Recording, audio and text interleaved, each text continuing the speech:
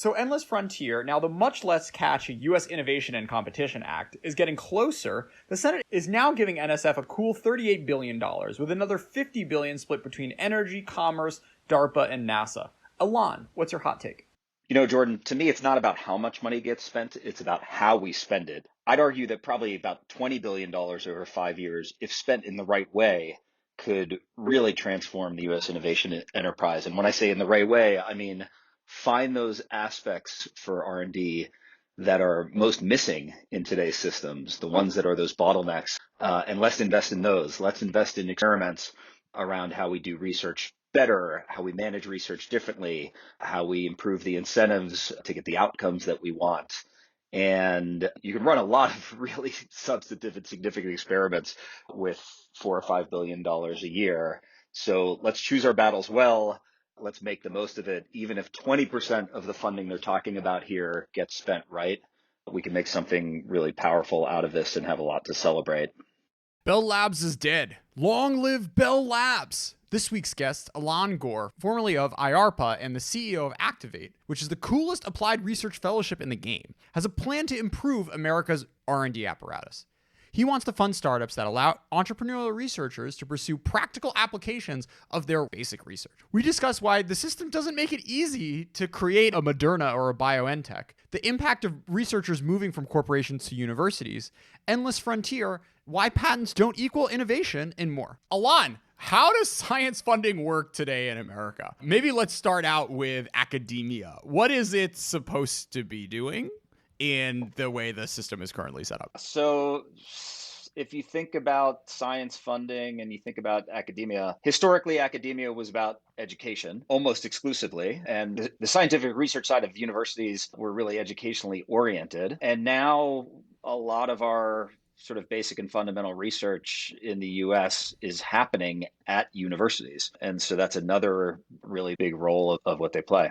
And is that a positive, negative trend? What are the sort of externalities of universities becoming the centers of basic research? Yeah, look, to some extent, it's a positive trend. The entire enterprise of academic research really grew out of World War II, where the country woke up to the fact that the US leveraged all this incredible sort of basic science to develop all the technologies that won the war.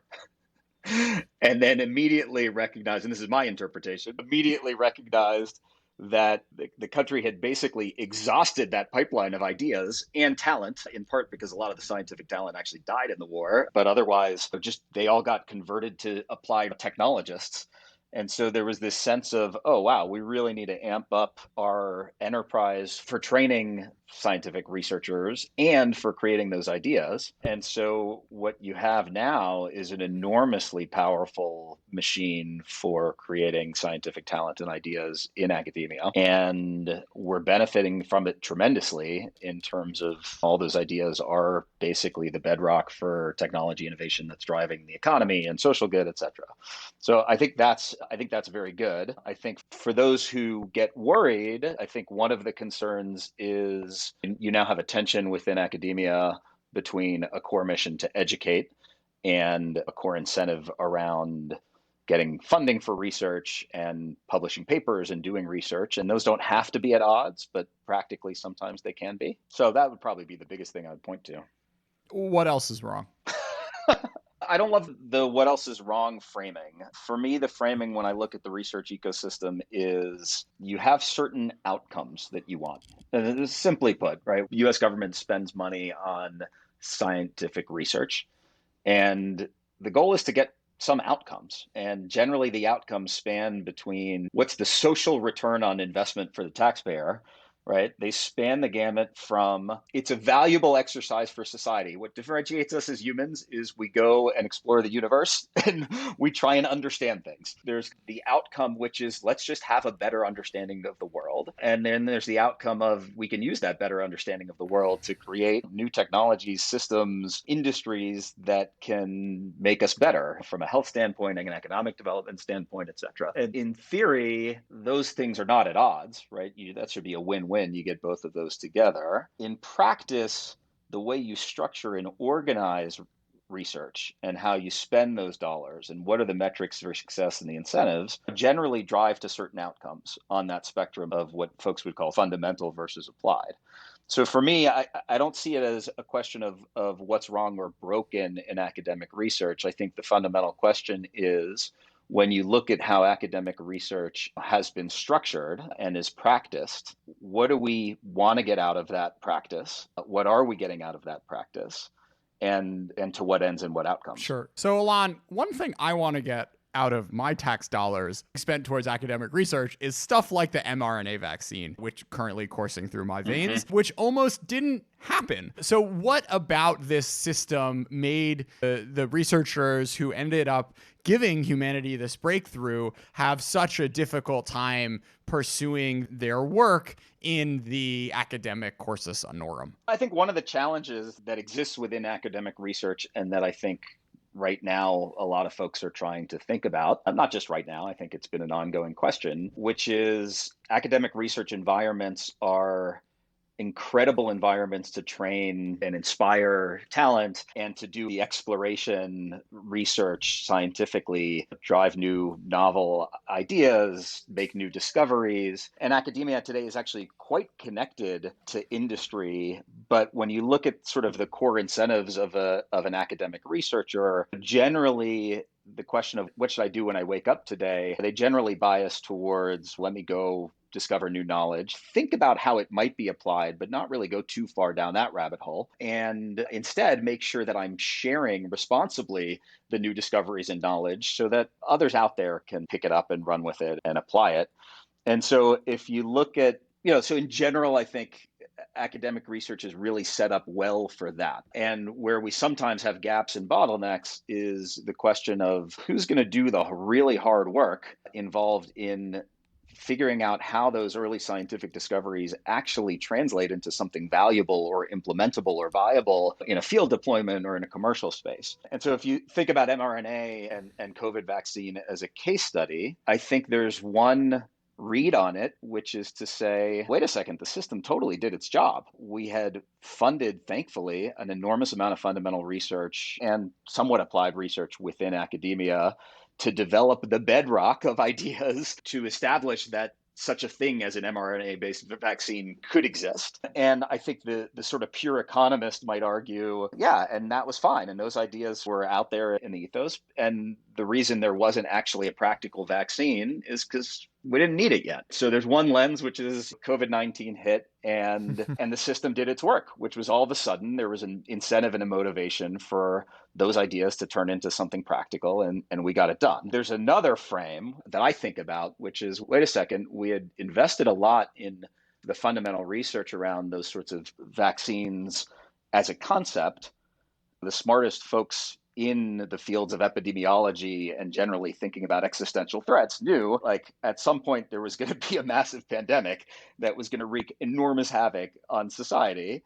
And so the question became, what prevented us from actually positioning towards the practical implementation of those vaccines before the pandemic hit? And there you start getting into, frankly, role of government, and there's a market failure here. Who's going to pay to develop a vaccine when there's not really a pandemic that needs the solution? And yet I think COVID-19 exposed the idea that when it comes to applied research, when it comes to developing a practical implementation of one of those scientific ideas, there are cases where we meaning sort of taxpayers, government, we probably should be investing in getting things closer to deployment, because it's important to society and the private sector is not going to do it.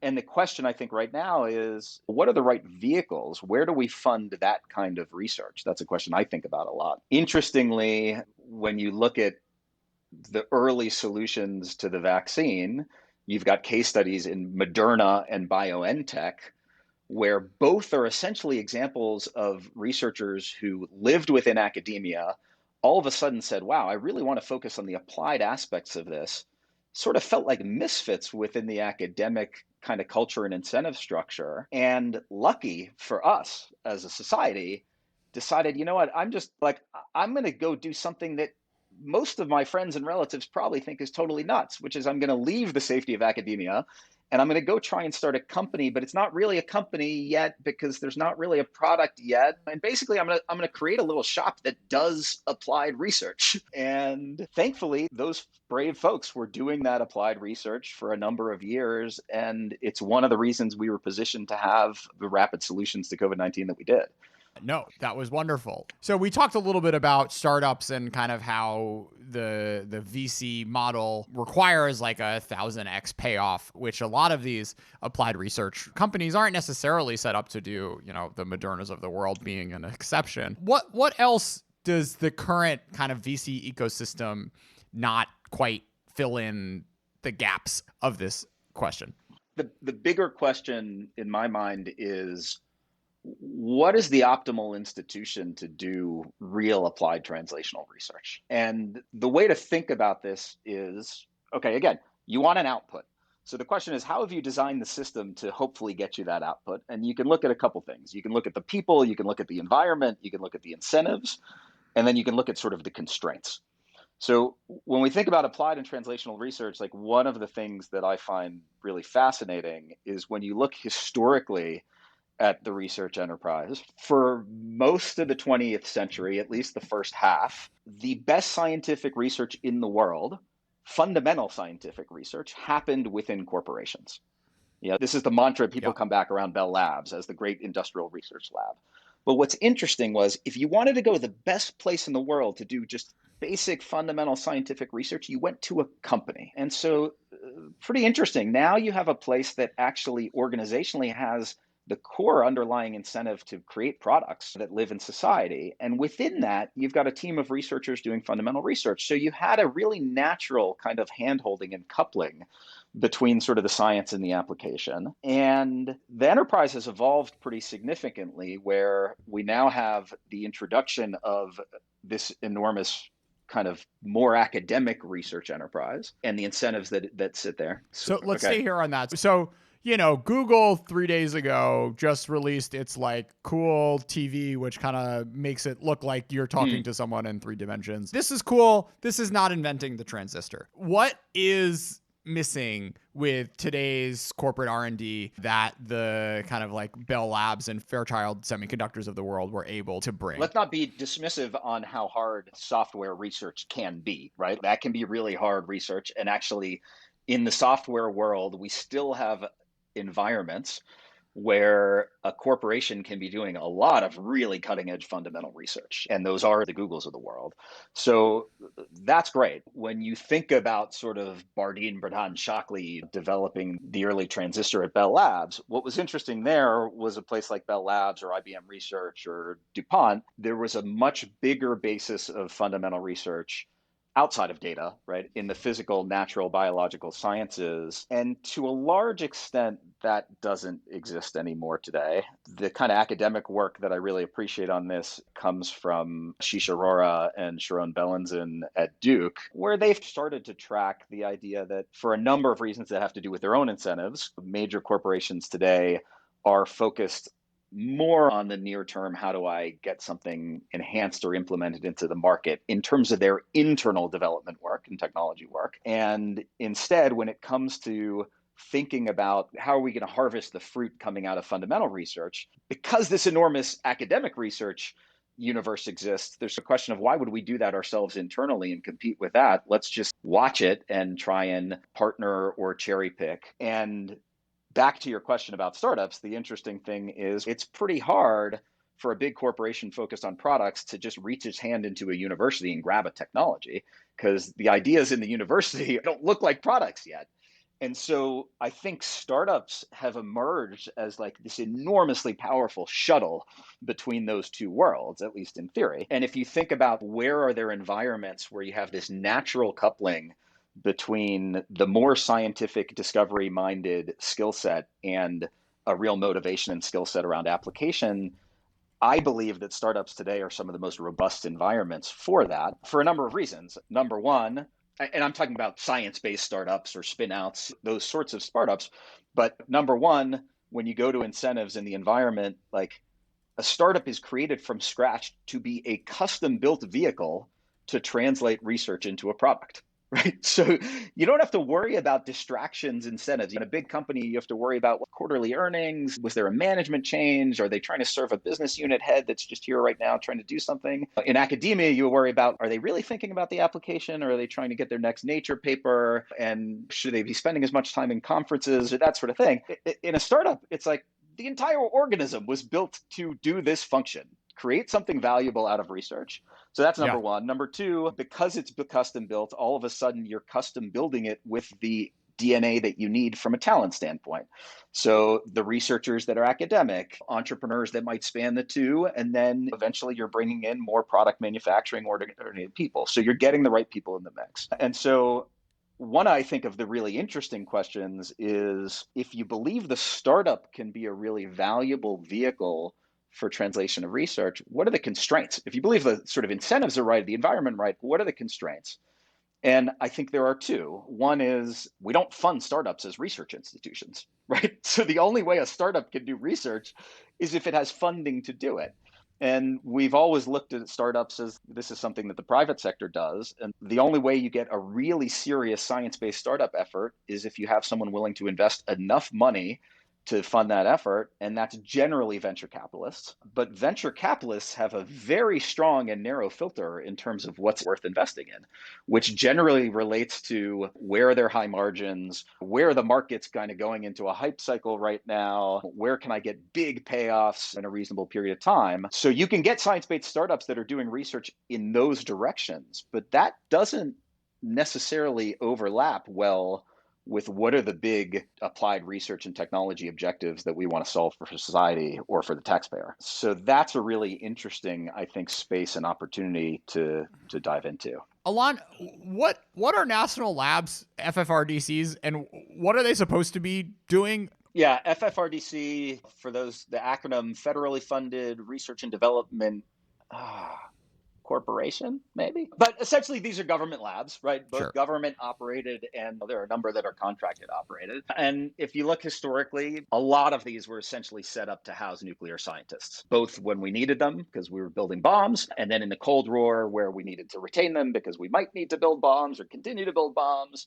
And then interestingly, toward the end of the Cold War, there became a question of what are we doing with this incredible scientific talent? And there are some that have remained focused on, I wouldn't say bombs, national security, NNSA, nuclear work. And then there are many that have moved to become essentially multi-purpose labs. The tough part about these government labs and FFRDCs is they're all really different. So they continue to have really unique strengths in some cases, but different strengths. And so it's really hard to just cohesively say, here's the role that the national labs play. Although there are a few themes. First, let me give you a couple examples just on some of those different strengths. The organization I run, Activate, is focused on sort of translational research. We do that in partnership with a number of world-class research institutions. A couple of those are national labs. So I'll give you an example. MIT Lincoln Lab is a FFRDC that MIT manages for the Department of Defense. And Lincoln Lab exists as one of the really few true applied research labs in the country. And what I mean by true applied research is they can do very speculative work there, but when you look at the incentives of Lincoln Lab, they actually have government customers and they are building applied systems for those customers. And their success and failure, and are they doing good at their job, has to do with, did they deliver an applied system? It's normally a first of its kind applied system, but still, and does it work, right? And wow, what a really powerful strength there of having that crosscut between cutting edge sort of science and research and something that's ending up in application for the DoD, but really, I think, a special environment. If you look at another lab we work with, Lawrence Berkeley Lab, that's one of these labs that has moved towards more of a multi-purpose laboratory where they have a very strong strength in fundamental research. And the question becomes, well, okay, but why is that different than this big academic research enterprise you talked about? And so there are some really unique aspects. One is, unlike academic research where you have one professor that sticks around and then a bunch of students that are constantly churning through, really great environment for generating lots of novel ideas. In a national lab like LBL, you have far more sort of staff scientists who may be around longer, and you still can connect through those students. So there's a longer time horizon in terms of where some of those researchers have their knowledge. So that's the talent piece. A big one is what I jokingly would call the toys, meaning a national lab like LBL, because of the direct funding from the government, has some very big projects with very big equipment. They've got a synchrotron advanced light source, and they are able to then organize multidisciplinary research around those big capabilities. And the incentives are slightly different than universities as well. And so for certain projects, if you look around the national labs, for certain, there are just these really unique attributes that sing. And the problem obviously becomes that there can be a lot of inefficiency in the system as a whole, especially if you treat all these national labs and the programs within them the same from a funder perspective, because policymakers don't really necessarily understand the differing strengths and the constraints of these labs. So they haven't quite figured out how to remove the constraints and leverage those strengths. Well, they also understand which ones are in their states, and those are the ones that they're going to care about more than others, even if, as you pointed out, some of these places are now in locations which aren't necessarily the most exciting places for, the best scientists to live, which I thought was a little wrinkle. Ilan, Endless Frontier proposed a $100 billion new tech directorate living within the National Science Foundation, which was presumably supposed to do a lot of this applied and translational research. We're recording this on May 20th. That budget has now shrunk to, I think, $3 billion over 5 years, as well as spreading a lot of that sort of largesse out and around to the Department of Energy, to NSF proper, and to these national labs. I'm curious, Ilan, what is the right way to think about where marginal taxpayer money should be going? And is it a sort of absolute question, or is it more about the way this money is spent if you're looking to try to unlock, the next mRNA vaccine? Big question. Look, what I would say is, given the strength that the US has in scientific research, and given the incredibly vibrant research enterprise that we have, I think a lot of folks would agree that there's more value that we can get out of the research enterprise. And I think we'd all agree that the discoveries that are happening scientifically can be the basis of enormous value. And there's just a shared idea of, okay, how do we capture that value? Whether you come at it from a social good perspective or a competitive perspective, that's the goal. What I would say is, when the government says, okay, let's go spend a lot more, it's going to add to getting more value out. I think what we're all interested in seeing is where are the nonlinear opportunities? Where is the chance that marginal dollar doesn't just get you a marginal percent basis point relative to the spending, but unlocks something really big and different? So what happens if the government decides to give money? They're going to give money to an agency within the government. It might be the National Science Foundation. It might be the Department of Energy. Those are funding agencies, right? So them getting the money and what happens with that money depends entirely on what are they going to fund with that money. And so that's where I think the really vibrant conversations that are having right now within both those agencies and some folks within the legislature is, let's think about those outcomes that we want to see, and let's think about the people and the environment and the incentives and the constraints of the institutions that we have, and let's go find those bottlenecks and use this money to open those floodgates where we can. So, my personal take on this, as I was expounding on before, is I think there is an enormous opportunity for the US at the intersection of science and entrepreneurship, with the idea that startups, pre-commercial startups, when they're still in the research phase, are these very powerful, robust sort of custom-built vehicles and shuttles to move research ideas forward. I'd love to imagine that with that money, whether it's going to be connected in some ways to the incredible pieces of the research infrastructure we have, academia and otherwise, but I'd like to imagine that some of that money ends up in unlocking that as both a really powerful impact vehicle and a competitive strength. So you can think about that as one, but you can also think about things like workforce development. We know there's a bottleneck there, not just in how we're training folks for non-academic career paths, but also we got a very narrow and elite sort of pipeline of talent when you look geographically, racially, gender-wise across the country afforded the opportunity to get into science and technology, and certainly to get into applied research and scientific technology at the highest levels. So that's a bottleneck. Let's figure out how to open those floodgates. I don't know if I'm answering your question here. I'm now just getting into what I hope, the way I hope people think about this, which is great. Like every new dollar we spend should be addressing a bottleneck, opening a floodgate that otherwise might not be happening as well as it could be, and should give us some nonlinear impact relative to how all the fundamental research that we've been investing in actually impacts, in this case, your average American, right? And that might be, oh, we haven't done as good of a job translating things like vaccines for pandemics that don't exist yet, because, and if we're more prepared, like the average American's going to benefit. Or look at infrastructure, right? Like we know that the really strong innovation mechanisms we have today, like venture capital, do a really poor job of driving infrastructure innovation because there's a regulatory component, because there's a much higher risk factor and timeline associated and resources needed to prove out a technology, because market adoption is so much slower. But we also know, like, shit, like we need more better infrastructure in this country to be resilient to things like climate change, but also to just deliver the best possible version of how we serve societal needs here.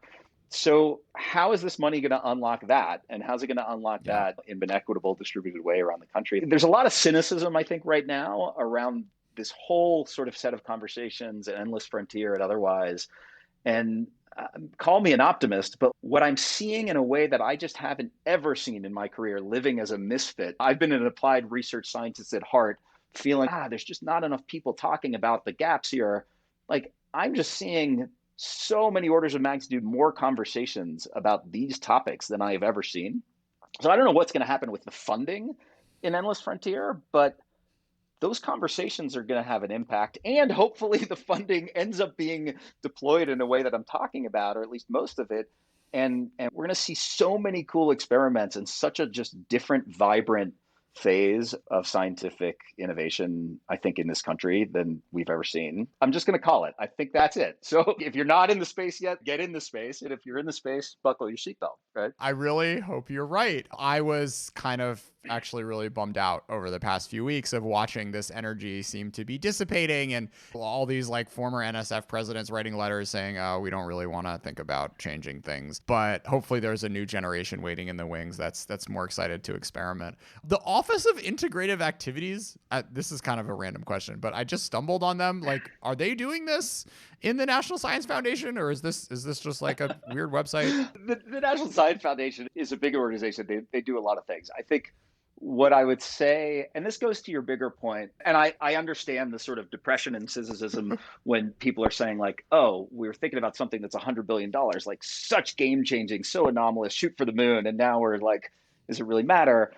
What I'll say is, whether it's the National Science Foundation or the Department of Energy, I think both are incorporated in different ways into the act. But let's not let past performance be an indicator of future success. We're talking about government here, Ilan. I mean, not everyone will agree with, but that I would argue, NSF SBIR, so are the Small Business and Innovation Research Program. Okay, let me just frame this for you. I just mentioned, I think, startups are a super underappreciated vehicle for research, right? So one question is, who funds research within startups other than venture capitalists? And what does the government do there?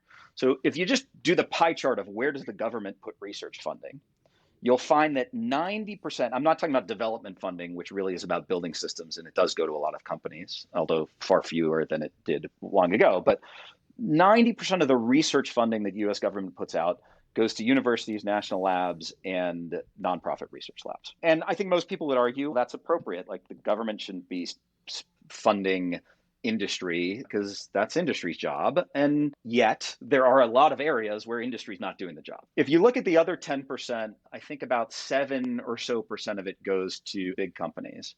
And then you've got 2 to 3% of all federal research funding that goes into small businesses and startups. If you look at it, actually, there are only a few sources in the government for which you're even eligible to apply to be funded for research from the government as a small business or a startup. The ARPA agencies, DARPA and ARPA-E and IARPA, actually fund small businesses and startups reasonably as part of their portfolio. To some extent, some other parts of the DOE applied offices do so. I don't think any of that's as much as it might be right-sized. And then you have this thing called the SBIR program, where every agency is forced to commit a small percentage of their funding. And that's most of the money that goes from the government into funding research within startups. So I don't know, you might edit that whole sort of like tutorial out. But if you look at SBIR, this is back to past performance, not necessarily being an indicator of future success.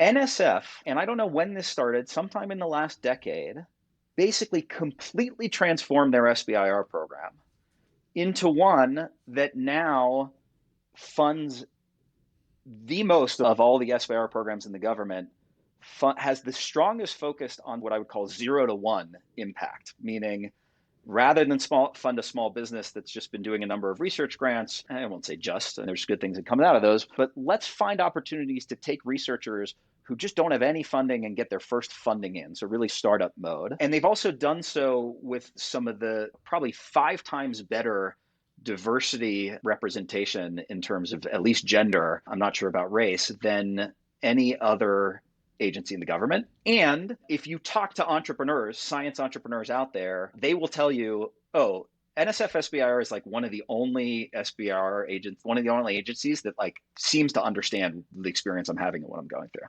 Like, it's a really amazing program. There are ways that SBIR in general could be improved. Trust me, enormous ways. But NSF went from like 0, and then all of a sudden, somehow, like the best version of SBIR across all government and a brand new way to think about that just emerged. So when I think about what could happen next here, I look at those examples and I say, okay, that stuff was happening before anyone cared about this or was paying attention. Now it seems like there's an opportunity both to create more of those sort of, oh, let's come out of nowhere and do something new and different, but also let's figure out the things that are working and expand them. I committed when we walked into this conversation to be like entirely optimistic. So if you want, we could do like a separate version where like I put on my cynical, pessimistic hat and like cry and have a glass of whiskey. But like today, I'm all smiles with you. We'll come back in a month or two and do that show, which I'm looking forward to. But I will say, just doing so many shows with China specialists who just like have to think about authoritarianism and war all day. I got to do more science ones because this is just such a breath of fresh air. You even got me sold, Ilan. So what do you think about government taking stakes? This is something that a lot of other countries have a lot more comfort in doing than the US. I'm curious if your sense of like having, you know, more direct investment on the US government side is something that's useful or kind of beside the point. I can see a number of the different kind of angles and views on this. I will say it can get really messy to mix. This is one of the problems. This is why sort of the institutional side of applied research, really applied.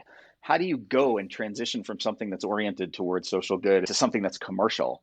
As soon as you get to that interface, things get tricky because the cultures are different, the incentives are different. And so even if it makes sense theoretically, I tend to find that practically there's a bunch of mess that comes at too much entanglement between those two.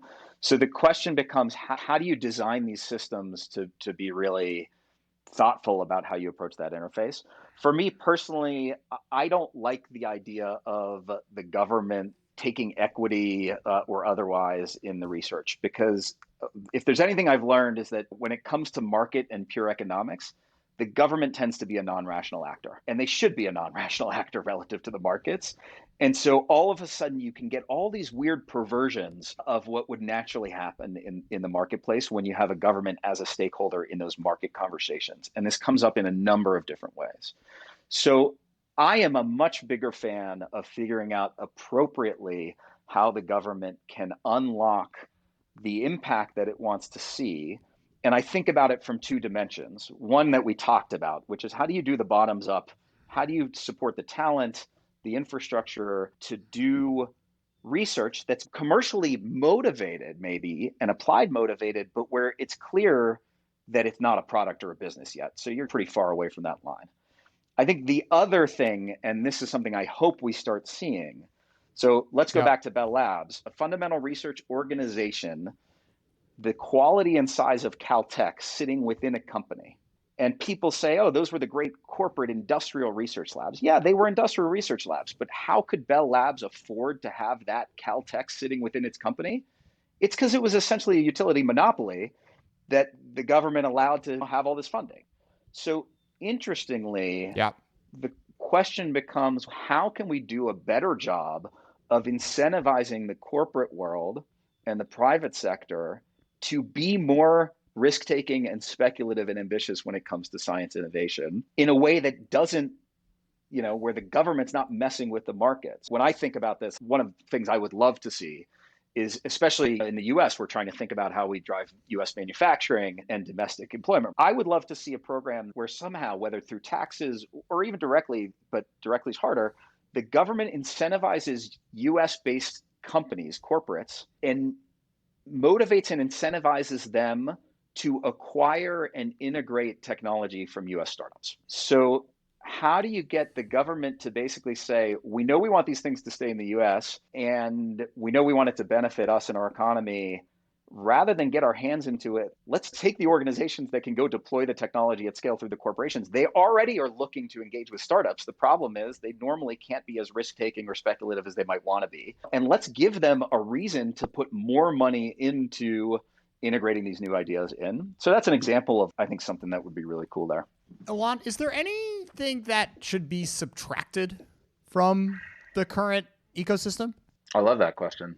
I don't know. Like the thing that came to mind with my optimism hat is like the constraints, right? Like let's subtract the bottlenecks and the constraints. Look, you can argue, and I have argued in the past, that there are aspects of our research system right now that are over capacity, in a glut, that sort of thing. Perfect example, right? Like, are there too many PhDs? So we graduate roughly 40,000 science and engineering PhDs in the US every year, up from, if you look at 1950, I think it was like 8,000, right? Back to that idea that we've created this big enterprise. So and I've got a PhD. I'm not an academic, although I engage with them very heavily. I'm super appreciative of the fact that I had my PhD. I'm also pretty anomalous in the sense that I got a PhD, left academia, and am still really heavily involved in research and translational research. So if you look at PhDs, I don't necessarily think there should be less or fewer PhDs. But if we're going to generate this many PhDs, let's actually be thoughtful about what are they going to do for us and what are we going to do for them? So we certainly have too many stranded PhDs that are now trained to develop really powerful scientific tools, technologies in very sort of niche areas. And the space I sit in is for those that actually want to pursue applied or translational research in a really intensive way. We don't have many pathways to support that really well. We run what we call an entrepreneurial research fellowship, which is specifically designed to create an environment where you can translate your research and be singularly focused on that. I'll tell you that we've had folks we've supported as fellows that are probably one of 3 world experts in their area of science, had decided that they wanted to go create a technology based on the academic research they did, looked around and basically said, oh, I could stay a professor, but I'm not going to go build prototypes as a professor. My idea is way too crazy for venture capitalists, at least right now. And I can't think of any big corporation that's going to empower me to run a research program in this area. So I guess I'll go be a management consultant. And the idea that PhDs go become management consultants, that's fine. But what do we lose when a masterclass person is just doing that because they don't see any other alternative? And so I think the question of what we need less of in 2 months, it's just all about how do you get all the pieces of the system to be right-sized and to click, and how do you get the pieces to work together? And last one, just to close, Ilan, because I feel like personally attacked by this one. Why are patents a bad proxy for innovation? And what other suggestions do you have for economists trying to measure this sort of thing? In a startup, right? Like we wrote patents for business reasons, not technology reasons, right? The number of patents and the patents that we wrote in my startup, and this is, I think, true of just about any business, are completely dictated by the idea that to both prove and realize value in the marketplace, like those patents are useful. So for me, the frustration is like, patents are in no way a proxy for level or amount of innovation. Patents are a really good proxy for how much funding something has gotten that might be based in innovation. They're also a good proxy for gamesmanship, and they're easy to measure. When you say, okay, how productive was some research grant that the government gave? The question is, well, how do I look at that productivity? Let's look at how many patents. And as long as you're thinking about the idea that how much funding, follow-on funding did that attract from venture or otherwise, that's fine. But as soon as you start saying this is actually a measure of how innovative or how good an idea was versus a different idea, total BS. There are, in rare cases, early research patents, and there are certainly fields where this is true and commonplace, like pharma. But in other fields, in the majority of fields, it's really rare cases where an early patent in itself represents the innovation and it represents all of the value and societal benefit that might come from it. But the signal to noise on that is horrible because those are surrounded by thousands of times more patents that were just written for business defensive fluff reasons. And so for me, what I worry about as a non-economist looking at this is like, how do you separate the signal from the noise? That's my little rant. So I run a nonprofit organization called Activate. Our mission is to empower scientists and engineers to improve the world by translating their research to market. And we do that primarily through sort of a flagship mechanism, a support structure for scientific talent that we call an entrepreneurial fellowship.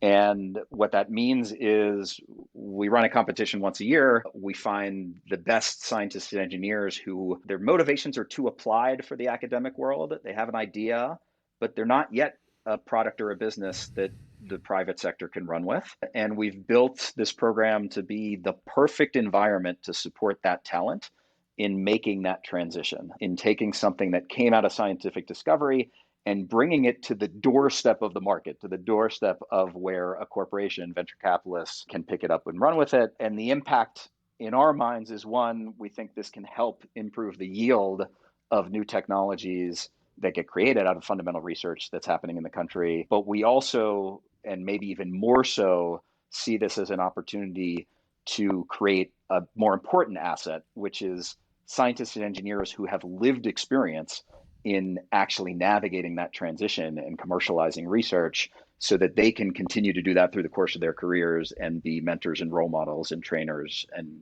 for more people doing that and hopefully be managing programs and systems that do that for the country in the future. Well, Ben Horowitz and Mark Andreessen really doesn't have shit on you guys. Applied research folks are the real MVPs. Best of luck, and thank you so much for being a part of ChinaTalk, Ilan. I'm glad I could inject some optimism for you.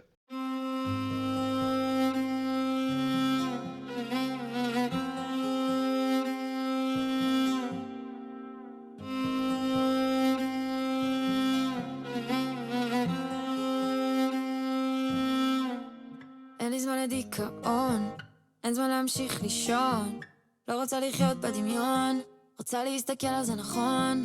אין לך זמן לדיכאון, תני לו קצת לעבור, צריך להפסיק לחסום, צריך לתת לזה לזרום. אין לי זמן לדיכאון, לוקחת לי שנייה לנשום, מכבת הפלאפון, נשארת באותו מקום, ואין לי דאגות יותר, אין לי שיחות יותר לעשות לאף אחד. אין לי ספקות יותר, לא שאלות יותר, רק רוצה להיות לבד. בוא ותפתח לי את הלב, בוא ותיקח את הכאב, בוא ותראה לי את הדרך, בוא ותראה לי את הדרך. בוא ותפתח לי את הלב, בוא ותיקח את הכאב, בוא ותראה לי את הדרך, בוא ותראה לי את הדרך.